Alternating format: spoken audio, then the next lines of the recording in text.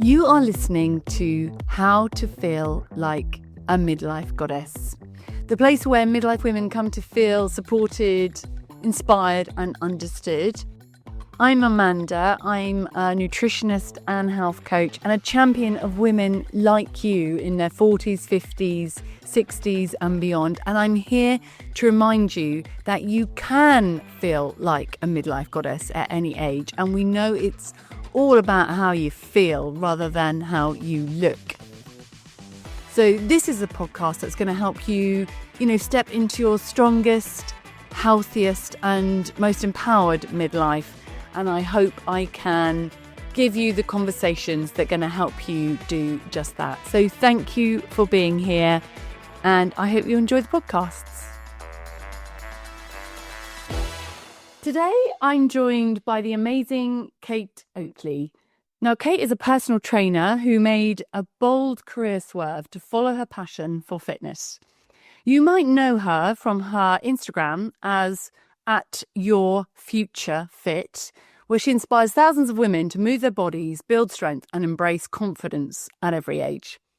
In our conversation today, we're going to talk about Kate's journey, how she's built such a deep connection with women online, and her best advice for stepping outside of your comfort zone and discovering your inner strength, your inner goddess. Plus, she's going to share her top fitness tips for maintaining muscle mass as we get older and why that is so crucial for us as we age and our future health. So, Kate, thank you for joining us. Thank you for having me. Yeah, it's great to have you. We were just talking before I started recording.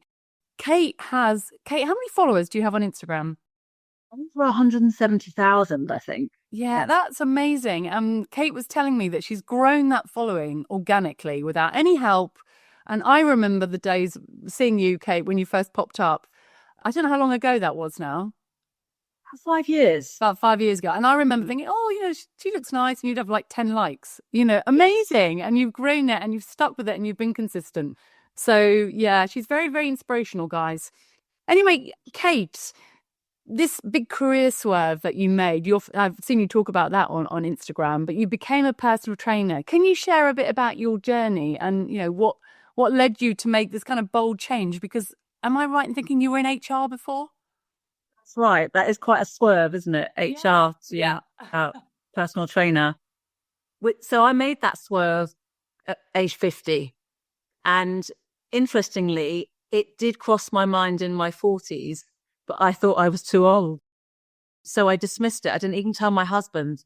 I just kept it to myself. I was unhappy at work and was also thinking ahead to the next decades, which I think is what happens to us, isn't it? There's that time of life you're thinking, okay, is this how I want to live my life for the next chapter? And I'd started having those thoughts in my 40s, but I thought, no, who's going to want a personal trainer as old as me? And so I dismissed it, carried on in HR. And then as I headed towards 50, I now know what I was experiencing was perimenopausal symptoms. But at the time, even that word perimenopause was new to me. And I was finding I was needing to make changes to the way I exercised, the way I ate, focusing more on things like sleep. I was noticing I wasn't coping with stress in the same way as I always used to be able to. And I thank perimenopause actually for the nudge in the right direction, because I started to see that there was a solution or part of the solution was exercise. And I was seeing my peers as well also start to experience perimenopause, but see it through quite a negative lens. And I'm not saying mine's been easy, and it continues to, menopause continues to be a bit of an up and down roller coaster for me. But I certainly saw that it didn't have to be like that. And as I changed how I exercised, I thought, okay, I think I can be part of the solution here. I'm going to revisit that thought of becoming a personal trainer. And I just decided to do my qualifications. COVID hit. So it took a little while, but then, I became qualified, and it's heading up. It's 5 years. It was 5 years in November. Yeah. Wow. And never looked back, really. No. Gosh, brilliant. And were you fit before, Kate? Were you always into fitness? I've always been into fitness, Yeah. but in a way that, I had young kids, a very stressful job. I was, a global HR director. So I was flying, to exciting places like Mexico and New York and also one of these very perfection driven, Christmas had to be perfect. Kids' birthdays had to be perfect. So, I set myself a high bar, and I think what comes with that is a lot of stress. And so I've always exercised, but it's had to fit in around, a busy life. And I didn't exercise the way I have in the last 5 years. So it was more, I'd go to classes at the gym, more HIIT style workouts, more cardio based. I didn't understand the importance of strength training at all. No, I hadn't discovered that. No. So that looks very different in the last 5 years. Yeah. So, we were quite lucky, really. I think I'm a similar age to you, that just as we started going through perimenopause symptoms, there was this surge of information coming forward, and doctors were talking about it on Instagram. And I feel like, I was able to do a deep dive on perimenopause, and, obviously I had my nutrition training as well, but it just, at that time, I think women 10 years ago, 15 years ago, didn't have access to the same information as we do. And you still, like you say, you think you've got everything sorted, and then you hit a dip and your mood, sinks or whatever it might be. We suddenly start feeling anxious again. But you kind of, with it, with information comes power, and you can start, making adjustments and doing the right things. And yeah. Anyway, on Instagram, we see you, as fit and confident. But I imagine, like you said, there have been challenges that they're ongoing. But, what are some of the difficulties that you faced, and, how did you move through them? I try to also share some of this on Instagram because I think it can just come across as everyone else has got everything sorted. And I do, you're right. I can see, I do look like I am fit and healthy and got lots of energy, and, I'm lean, I've got muscle. But I think we need to understand that if you are in midlife, it's going to come with some things going on for you. And I'm going to put myself out there and say, I don't think I've had a single client in 5 years that hasn't got something physically or emotionally going on for them. I think it's a myth if we think that someone hasn't. It just doesn't exist. So I qualified as a personal trainer, and then suddenly I could barely get up out of the seat. My back was spasming, and I was struggling to even walk, couldn't get out of a car. And I thought, well, this is brilliant. It's great timing. And it turned out that I've got degenerative disc disease. I've got a bulging disc. So my back was just spasming with this disc bulging. And I saw the consultant, and he said, well, I don't think you should run again. If you love it, okay, but it's the high impact is making it worse. Well, what is degenerative disc disease? Is it what it sounds like? It's just... Yes, the discs in my back are just eroding. And is that ongoing, or is that something you can stop? It's ongoing. Oh, no, you can't reverse it. You have to manage it. Right. I'd say my pain levels, they're 1 out of 10 on a daily basis. That's all. But when this episode first blew up, it was a 9 out of 10. Gosh. And so that's going on. The cartilage just worn away on one of my knees. And so I have to build that up. So there's all this, there's that sort of thing going on. And I think maybe people who are in the fitness sector, they think I better not share that because I'm supposed to be this absolute perfection of health. And what will people think if I show them that I've got a dodgy knee because the cartilage is worn away, or a bit of frozen shoulder, or whatever it might be. And I think, actually, you know what? No, let's show people that even if you exercise a lot, even if you do look after your health, these things can happen. But what I will say is, thank goodness that I was already fit before this happened. And thank goodness that I know what to do to minimize these things. And I think that I'd love to share that message, that if someone's listening and they're thinking, well, I've got this going on with my knee, my back, my hip, whatever it might be, please just don't take that as that's it now forever, that you've got to put up with pain and not moving in the way you want forever. And I think sometimes the advice can be, I mean, if you Googled now degenerative disc disease and lifting weights, it would be, well, I shouldn't be doing that. You know, you're going to put a strain and, you know, you're going to strain your back. That's just not accurate, actually. And if I wasn't doing the exercise that I'm doing, I would be in a lot more pain every day. If we're in midlife, sometimes I have to say to people that contact me, please don't accept that. You're only in your 50s, let's say. And I want you to have the best life you can have, not think this is it now and saying you're second best, because there are things we can do.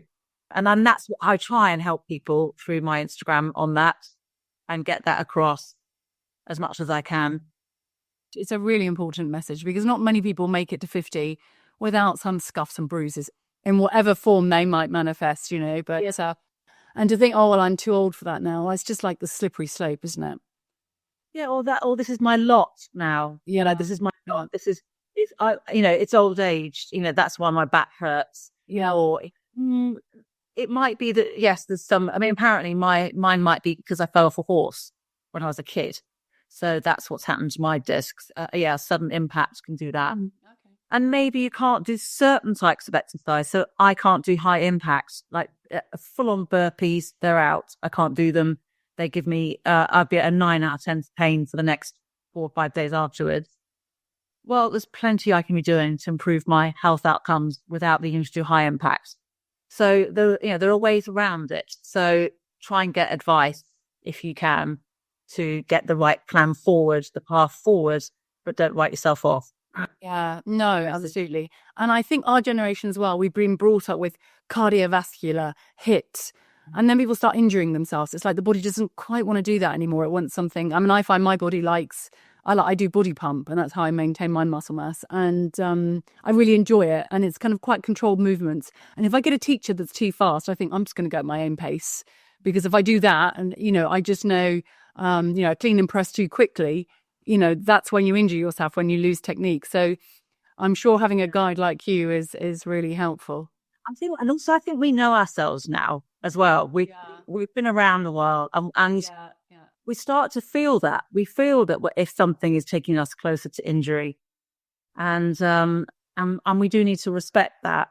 But there'll be another way, whether it's your body pump, whether it's body pump or whatever it might be. There'll be another way. Yeah. And before we go on and talk about, you know, just maintaining muscle mass, you know, I was thinking that you have built this very strong connection with women, and do you think this message that you're giving now, do you think that's what resonates with people? That, you know, anybody can do it, you know, at any age, you can just get started, just lifting some weights, starting, you know, little and building up. Is that why you think you've connected perhaps with so many people? I think so. Because I started, do you remember back in the early days when Instagram, you could share longer videos and it didn't punish you for it. So I would share 6-minute workouts. Okay. Yeah. 6 minutes that if you want to repeat them 3 times, well, there you go. There's 18 minutes. You know, that'll do nicely. Thank you. Just to try and make it accessible. I want women, and we'll talk about this, I'm sure, but in my online program, I want women to feel a sense of success. And I think with a lot of the exercise we see online and social media, it can feel totally out of our grasp. You know, you look at it and you think, well, not on your Nelly. You know, I don't stand a chance of being able to do that.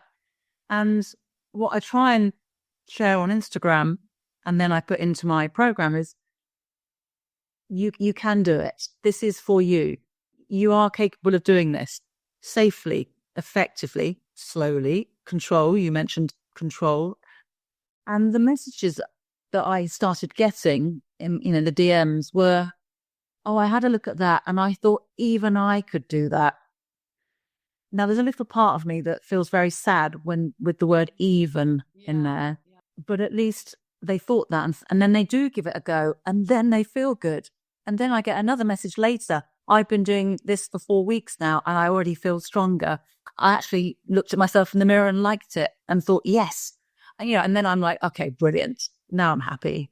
And that's what I think I've connected over is that. So that feeling of making it achievable, doable, and giving women that sense of success, because that's what builds the habit.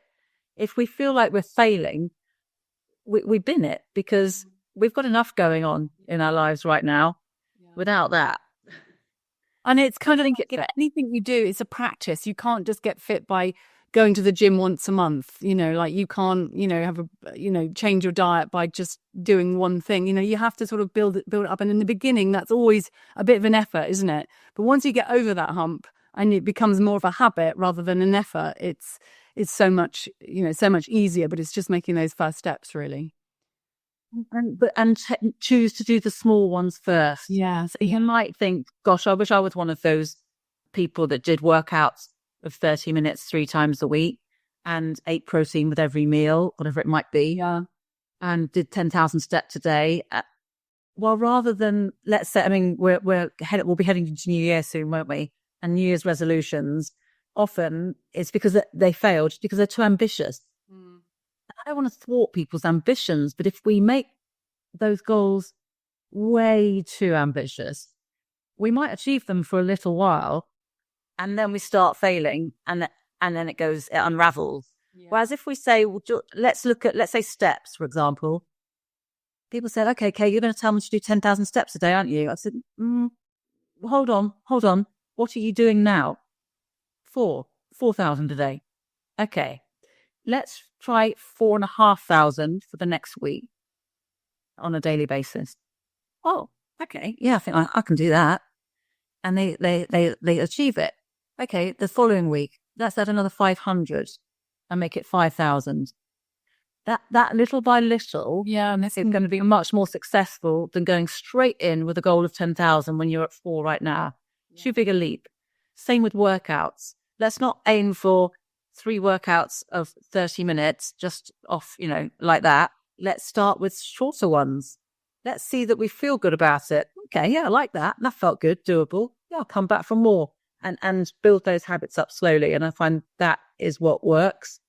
Yeah, I totally agree. Otherwise, if you get that message that, I couldn't possibly do that. But if it's small, easy steps and you build that confidence and you start feeling good and you start getting the endorphins, you're going to go back to it, aren't you? Where it's sort of all too much too soon. I often see people doing pull-ups on Instagram and I'm like, oh my, I could never do that. And I'm sure there is a way of starting gradually, but you do need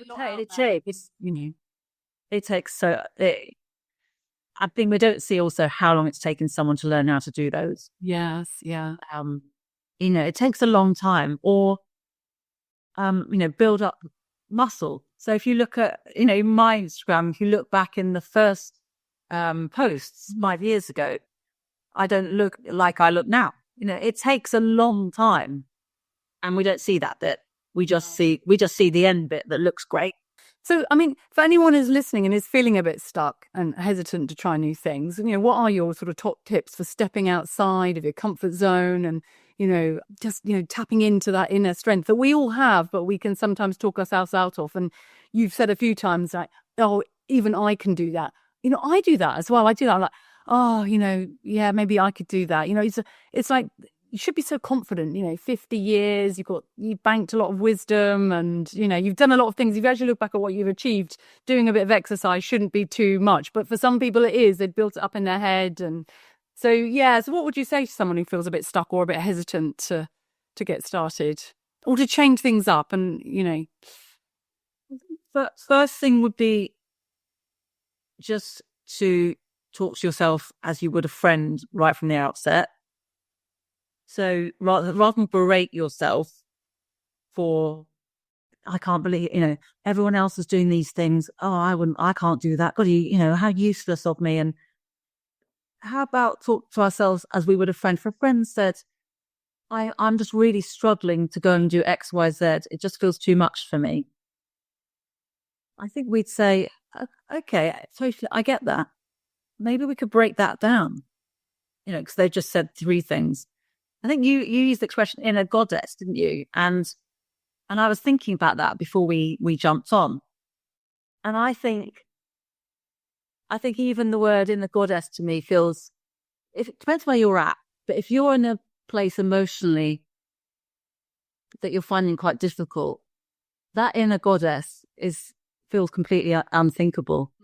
Yeah. It feels a bit dream, like no way, I don't even know what that means, never mind aspire to find it. And I think midlife can be such a period where, we're reaching decades now, putting other people before ourselves, whether it's children, parents, employers, and I think just taking stock of that and thinking, okay, maybe I could just take one small step of something for me. That's going to vary person to person. So I might say, well, come solo on retreat. So we get women come on my retreats, and that's a huge deal for them, a big step. And that again might be too much for somebody. So for them, their small step might be go to the cinema on their own, just, do that on their own. That could be enough of being out of their comfort zone, or go to a class on their own at the local gym. And I think I would say, let's just take small steps and enjoy how that small step made us feel. And then that inner, whatever she is, inner goddess or inner Kate, inner Amanda will come out in time, but to not feel a pressure about it. I think there's just too much pressure. Sometimes when I named this podcast, I was like, God, I can't call it Midlife Goddess. But when I think about my friends, they bloody are goddesses. They're amazing. But why in 50s, like, oh, a goddess has got to be 20 or 30, and I think, as I say a million times, but it's how you feel. And, you are a goddess, you are a queen, you're doing great. We're all, we've all got that within us. And for some reason, we want to sort of push it away, like, can't really associate myself with this strength, with this, strong inner, person that I really am. And we don't always express that. And I think that's where I'm trying to come from when I talk about a goddess. But I do. I think you've hit the nail on the head there, though, which is we can often use that word for our female friends and think they're goddesses. Yeah. And they are. And then for some reason, we can find it hard to apply that to our own.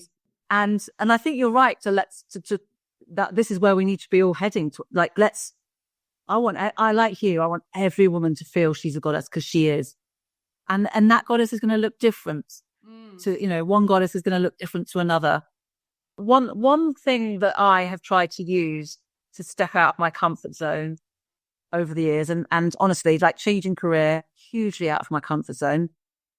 And then doing things like my first podcast, my first Instagram live, my first, all these bursts. It is to say to myself, what's the best that can happen? And that's how I even entered into this career changes. Rather than think, what's the worst that can happen? What's the best? And fortunately, I'm pleased to say that I think the best has. But to look at it that way, what's the best that can happen if I go to that party where I don't really know many people and I'm not going to know what to say? Well, the best is that you make a connection with someone and that brightens your evening, or that you actually get chatting to a woman and you agree to go for a dog walk tomorrow because she lives around the corner. I don't know, but there will be a best that can happen. That's really helped me kind of look on the brighter side of anything I'm nervous about. Yeah. So will you say to yourself that whenever you've got a first, and, like you said, when there's a podcast, I remember my first podcast, when I started these, I was like, oh my God, I get so stressed. By the end of it, I'd be completely exhausted just from being the host. And because you're trying to, you're managing the tech, and the conversation, and is it going to be interesting to your audience, etc., etc. Are you recording it properly? It's just, whereas, now it feels so much easier and I'm just so much more relaxed, but that's taken 30 odd episodes. So yeah, it's always worth, isn't it? And I think it's easier in your 50s to talk yourself out of things. And I think because for a lot of us, we haven't got as much estrogen about, and that confidence just maybe innately isn't there like it once was, and you just have to push yourself. But if you can push yourself even a little bit, just small steps, the other side feels so good. And that's what I say to myself. You say what best can happen. I say to myself, oh God, I really don't want to do this. I'd rather crawl under the duvet and go back to bed. But I know I'm going to feel amazing at the other end. I'm going to feel like I've achieved something. I'm going to feel a bit empowered, and it's such a nice feeling. But you do have to go through that barrier, don't you? It is an amazing feeling, though, when you do that thing out of your comfort zone, and there's always a positive to take from it. Even if you go for that, let's say that party analogy, and it's not the best party. I don't know, maybe lots of people seem to know each other, but you just spoke to one woman and you enjoyed that. Well, you can still say, well, the thing that came from that is I didn't really want to go, but I did it anyway. Gosh, actually, I'm stronger than I thought I was. And, that's that inner goddess, isn't it? It's like, yeah, look at me. I can do things when they're out of my comfort zone. And then I do think that leads to other things. You kind of think next time that there's a little bit more strength and resilience there to do that. Yeah, and it's just like building on that foundation, isn't it? Rather than then not doing anything for months again. But yeah, which can be, I completely relate to people that I see, and I feel it myself sometimes, that you don't always feel as confident as you once did. But if you keep putting yourself out there, the confidence grows, and it's, you just feel better about things, which is good. And I think you talked about, being strong in your body, but I think when you're strong in your body, you actually feel a bit stronger in your head as well. You feel a bit stronger psychologically. Oh, well, I refer to strength training as a superpower, without wanting to sound sort of, over the top, because I see it play out. I see the client who is not feeling in control of a lot of things in her life at the time. And she starts with the weights, and she starts to maybe lift slightly heavier than she did a couple of weeks ago. And already you can see that mood lifts and sense of self lifts, and she feels more resilient, more bit badass, which I love. Yeah. And able to just cope with some of the things life throws. And I do think, if I had to choose, I am on HRT, but if I had to choose a tool in my toolkit, it would be exercise over HRT for sure. Yeah. It's saved me in a lot of difficult times. You can't, when you're doing strength training as well, you can't really be thinking about other things. You've got to focus on the weights you're lifting. Yeah. And you kind of get that lift afterwards. I sometimes, when I'm at the gym, like, oh my God, this is really hard. And, just another press up or whatever we might be doing. And it's not always on my toes. Sometimes it's on my knees. But, it's at the end of the class, and the more you push yourself, the better you're going to feel afterwards. And you can just feel, I always feel so good. And I have so much energy after these classes. But, I can't fit them in every day. But, yeah. Although, I am beginning to think I always go to a class of 45 minutes. But, Kate, doing 15 or 30 minutes, is that still going to give you, some benefit? Hey there, just a quick note while you are listening. I'm launching something new called Be Healthy with Amanda. It's a short 20-minute weekly podcast designed to support you throughout the whole year. Each episode is going to drop on a Monday, and it's going to give you simple, actionable steps to feel your healthiest, stay motivated, and build habits that will stick. Now, I'm going to share more details at the end of this show, so do stay tuned and have a listen to what it's all about. Kate, doing 15 or 30 minutes, is that still going to give you, some benefit? Absolutely. Absolutely. I think that's not talked about enough either, that you will improve your muscle mass, you will improve your bone health, you will be boosting your metabolism, protecting your joints. There's so many benefits, and it doesn't have to be 45 minutes 3 times a week. if someone can even just start with, I mean, I would like people to do a bit more than 10 minutes 3 times a week, but if it can build to 20 minutes 3 times a week, that is going to positively impact that's individual right now, but also down the line. And I think we do need to be thinking about our future selves. So when we're 70 plus, we want to be choosing to live the life that we want. So I think most of us want to be living unaided, and we still want to be mobile. We want to be doing the things we enjoy doing. And we need to think about that now. And if it's 20 minutes 3 times a week, that is going to, when we're 70 plus, we're going to be thinking, I'm very happy that I found that 20 minutes 3 times a week, because it is going to make a difference. I've got clients who they do the session with me once a week, and then maybe 10 minutes 2 other times a week. And I've seen them increase in weights dramatically, which, is the proof is in the pudding. Yeah. Obviously, I'd like them to be doing a bit more than 10 minutes, as I said, but it has to fit in with people's lifestyle. It does. It has to work for them, doesn't it? You have to be able to fit it into their lives. And I think that's such a good message about, your whole Instagram and the way you think is about being future fit. And it is so true, because sometimes it's very easy to let a day run away with you and lots of little chores and doing things for other people. And, and then suddenly you think, I haven't done anything for myself and I'm a bit knackered now, so I'm going to sit down. And, suddenly you've had a very sedentary day.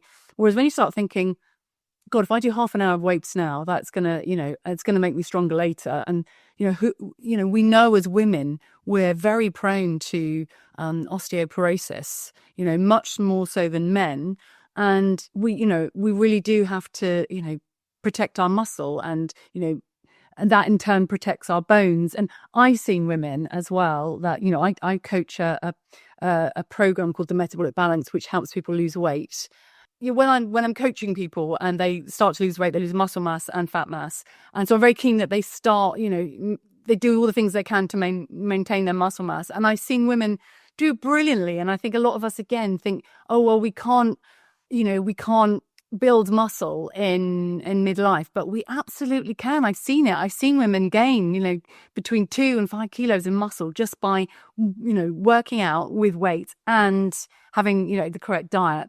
I don't know if you've seen that yourself. And I'd say, actually the client I was just thinking of, she is over 65 and is still building muscle and getting stronger.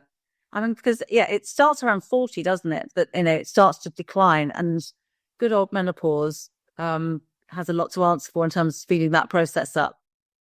But it's never too late to start. So even if, you are 70 and listening to that and thinking, well, okay, that my ship sailed. No, it hasn't. You can still pick up some weights. You need to do it safely, of course. You start light, and you might start body weight and then pick up some weights.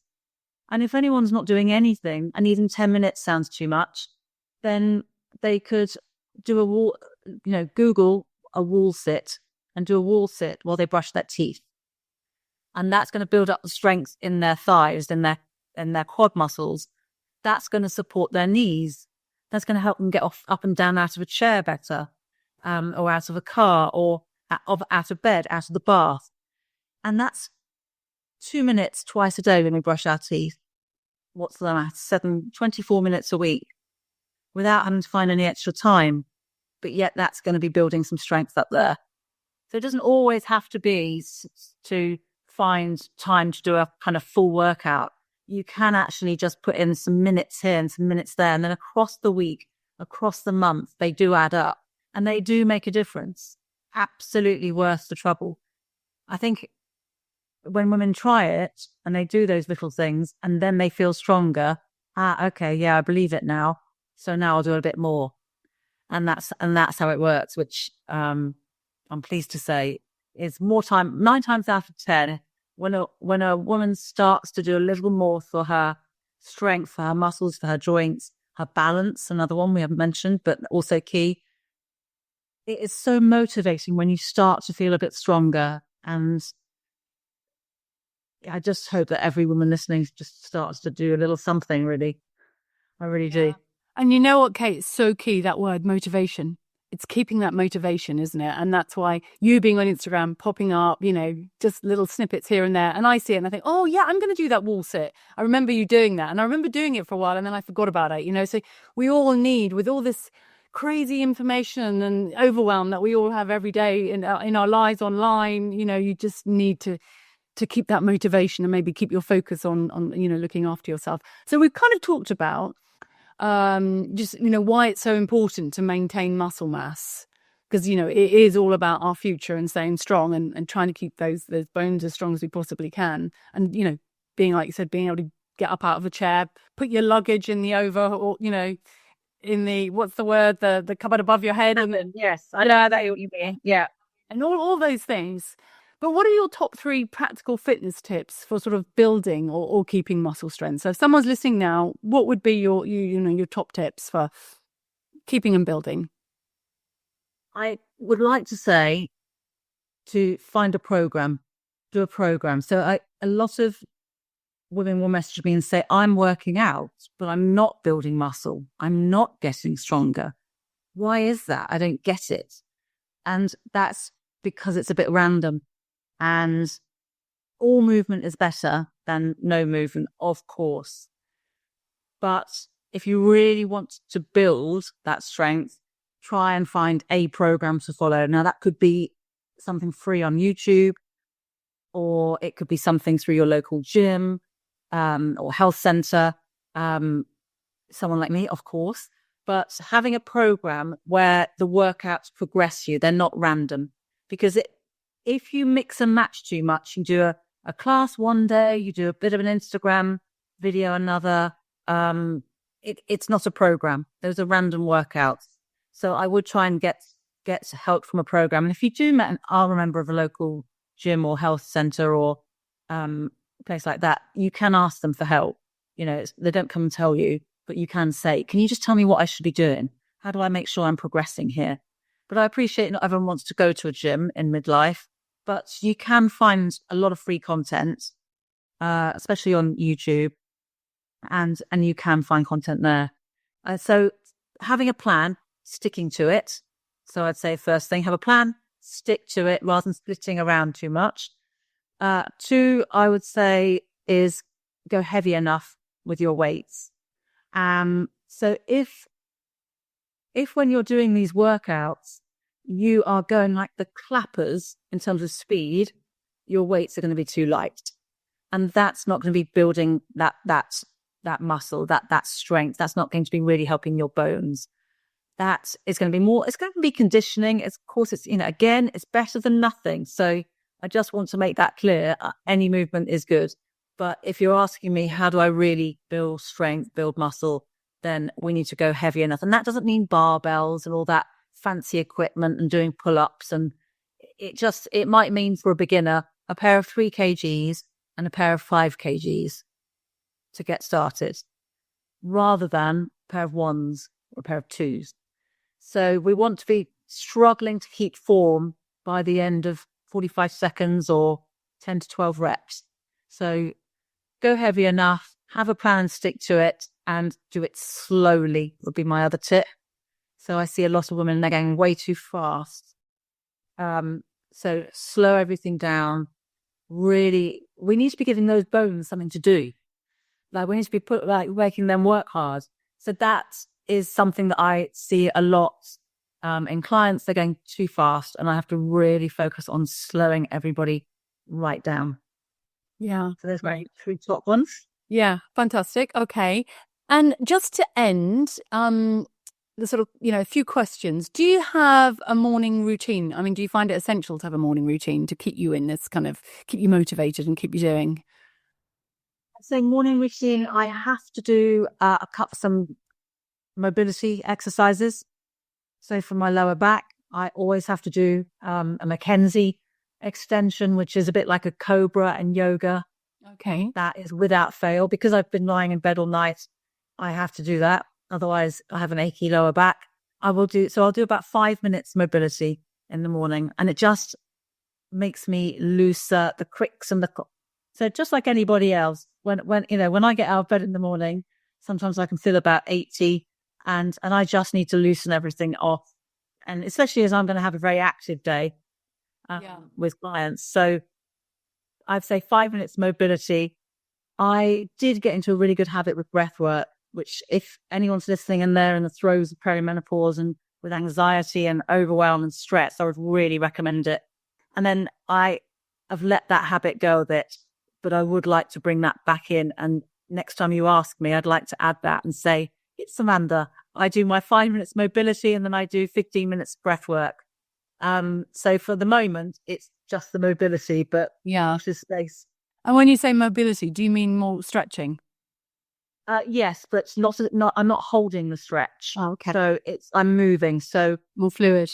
It's more fluid. Yeah. So I'll do it. So unlike at the end of a workout, you might hold stretches for a count of 15. With the mobility, you're moving them. So you're getting the joints moving before you get going into your day.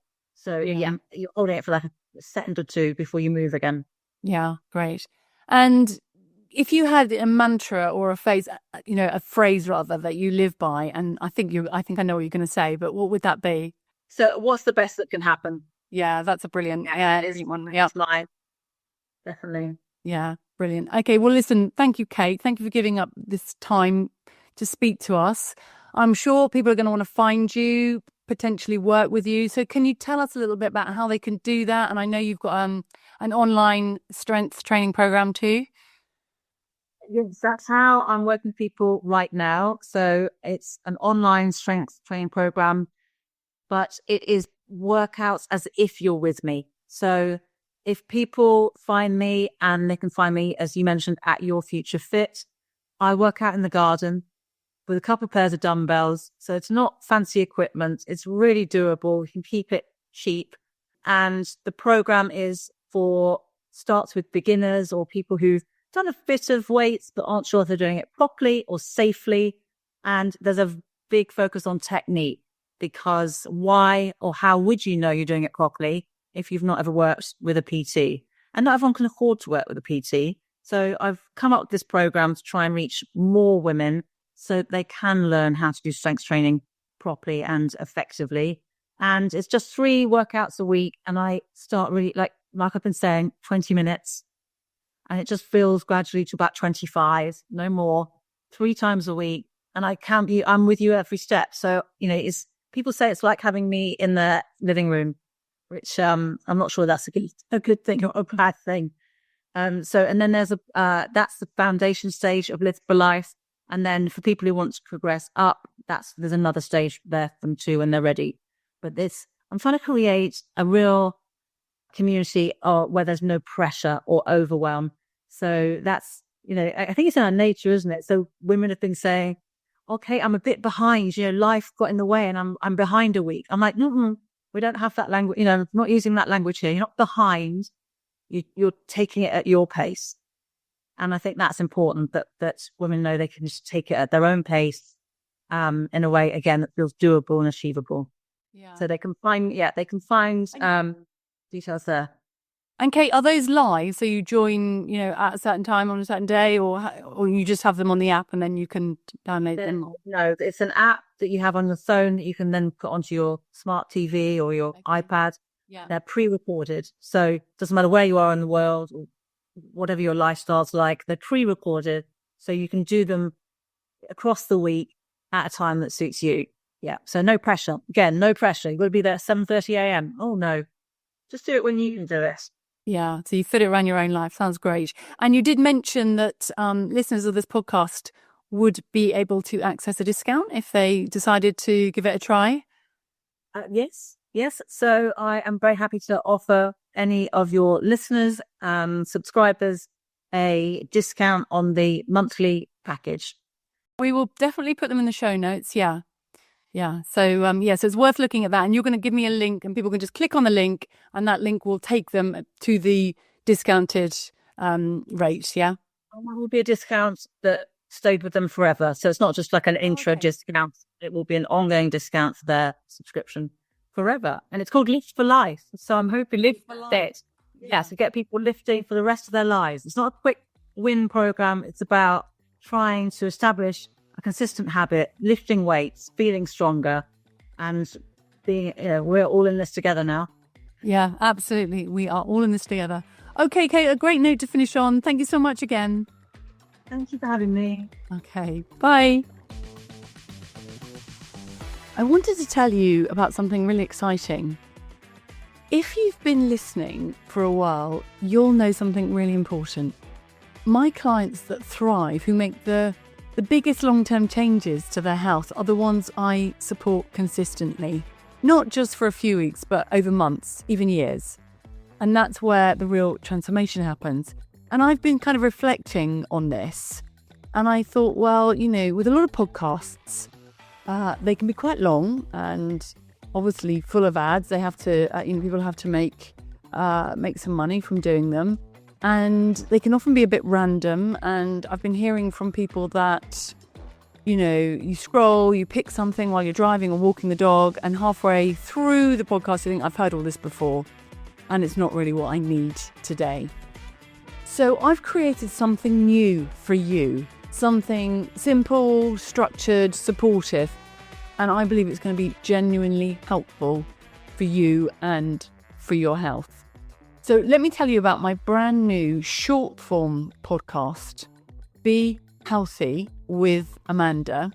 And what it is, it's a 20-minute episode that's going to drop every Monday morning. And it's designed to kickstart your week with kind of, calm, clarity, motivation. And it's just going to be focused on 2 achievable health objectives that you can implement that week. So it's kind of like a weekly reset to help you feel less overwhelmed and more in control. And you'll also have access to my favourite tried and tested supplements and foods with an exclusive 15% discount. So it's kind of like, we will be our own little tribe here.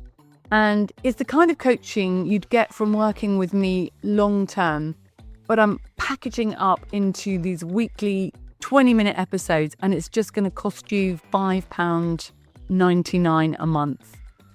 So this is a space and a moment for you, a simple rhythm that I hope, can help you build these healthy habits week by week, and gently, sustainable, and with me in your ear sort of cheering you on. Because if you're anything like me, obviously with nutrition, I don't need motivation for that. I'm fully in, I'm totally on, and, it's where I put a lot of energy into feeding myself well.